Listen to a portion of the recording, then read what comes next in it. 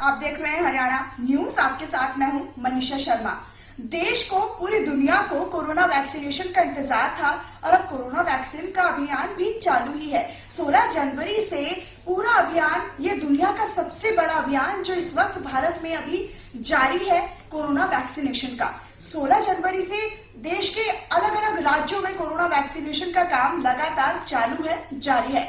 लेकिन खतरे की घंटी अब बजती दिखाई दे रही है। वो ऐसे क्योंकि इसके कई सारे साइड इफेक्ट्स के मामले लोगों में सामने आए हैं और अब तक उत्तर प्रदेश और कर्नाटक दो ऐसे राज्य हैं जहां पर कोरोना वैक्सीनेशन के बाद तुरंत बाद कुछ ही चंद घंटों में हम कहें मौत के मामले सामने आए हैं। तो आखिरकार इसके पीछे की असल वजह क्या है? क्या वाकई में लोगों को कोरोना वैक्सीनेशन के बाद साइड इफेक्ट्स हो रहे हैं और क्या वाकई में इससे मौत का खतरा हो सकता है? आज के हमारे इस वीडियो में हम आपको इसी बात की जानकारी देने वाले हैं, क्योंकि उत्तर प्रदेश और कर्नाटक के बाद जो दो लोगों की मौत हुई है, कर्नाटक में हाल ही में अभी शनिवार को एक 43 साल के स्वास्थ्य कर्मी को कोरोना वैक्सीन लगाई गई थी, जिसके चंद ही घंटों बाद उसकी अचानक तबीयत खराब हुई और डॉक्टर्स ने उन्हें मृत घोषित कर दिया। तो क्या वाकई में इसके पीछे कोरोना की वैक्सीन थी या फिर कुछ और कारण था? हुआ ये था कि 43 साल के हेल्थ वर्कर ने वैक्सीन का टीका लगवाया, वैक्सीन लगवाई, कोरोना का टीका लगवाया।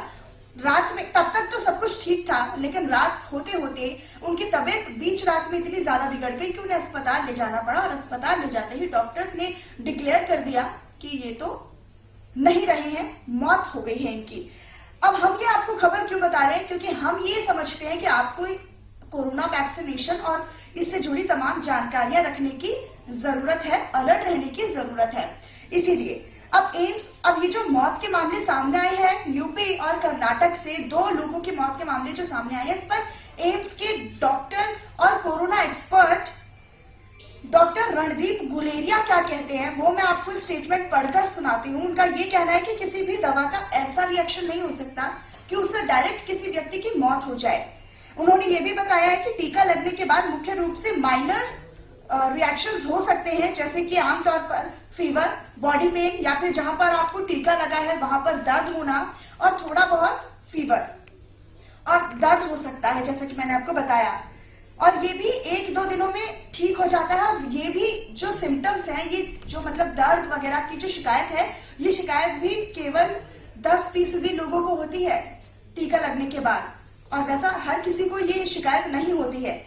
तो इसीलिए हम ये सेंटर में तैयारी की जा रही है और इससे घबराने की कोई बात नहीं है। ऐसा कोई साइड इफेक्ट नहीं होता कि जिससे इंसान डायरेक्ट मर जाए या फिर उसकी डायरेक्ट मौत हो जाए। तो चिंता करने की कोई जरूरत नहीं है दोस्तों।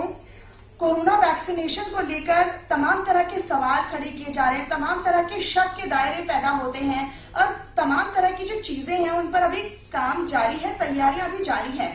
ये पहला ऐसा मौका है कि जब देश और दुनिया इस तरह की किसी मुश्किल घड़ी से गुजर रही है, तो इसमें सावधानी भी बरते, अलर्ट भी रहे और साथ ही साथ संयम भी बरतना बहुत ज्यादा जरूरी है।